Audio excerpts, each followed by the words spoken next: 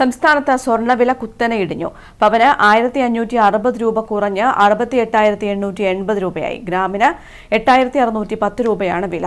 ആഗോള വിപണിയിലും സ്വർണ്ണവില ഇടിഞ്ഞിട്ടുണ്ട്. കേരളത്തിൽ സ്വർണ്ണവില കുത്തനെ ഇടിഞ്ഞതോടെ വലിയ പ്രതീക്ഷയിലാണ് സ്വർണ്ണാഭരണ ഉപഭോക്താക്കൾ. പവന് 1560 രൂപ കുറഞ്ഞ് 68,880 രൂപയായി. ഗ്രാമിന് 8610 രൂപയാണ് വില. ഇന്ന് വില കുറഞ്ഞതിനാൽ സ്വർണത്തിന്റെ വിൽപ്പന വർദ്ധിക്കുമെന്ന പ്രതീക്ഷയിലാണ് ജ്വല്ലറി വ്യാപാരികൾ. ആഗോള വിപണിയിലും സ്വർണ്ണവില വലിയ തോതിൽ ഇടിഞ്ഞിട്ടുണ്ട്. മെയ് മാസത്തിൽ രേഖപ്പെടുത്തുന്ന ഏറ്റവും കുറഞ്ഞ വിലയാണിത്. ഏറെ നാളുകൾക്ക് ശേഷമാണ് പവൻ വില 70,000-ന് താഴേക്ക് എത്തിയത്.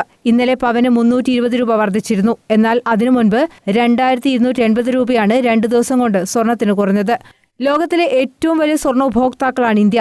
ഓരോ വർഷവും ടൺ കണക്കിന് സ്വർണം രാജ്യത്ത് ഇറക്കുമതി ചെയ്യപ്പെടുന്നു. അതുകൊണ്ട് ആഗോള വിപണിയിൽ സംഭവിക്കുന്ന ചെറിയ ചലനങ്ങൾ പോലും അടിസ്ഥാനപരമായി ഇന്ത്യയിലെ സ്വർണ്ണവിലയിൽ പ്രതിഫലിക്കും.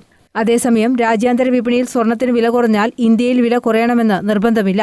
രൂപയുടെ മൂല്യം, പ്രാദേശികമായ ആവശ്യകത, ഇറക്കുമതി തീരുവ എന്നീ ഘടകങ്ങൾ ഇന്ത്യയിലെ സ്വർണ്ണവില നിശ്ചയിക്കുന്നതിൽ പ്രധാന പങ്കുവഹിക്കും. News desk, Kannur vision.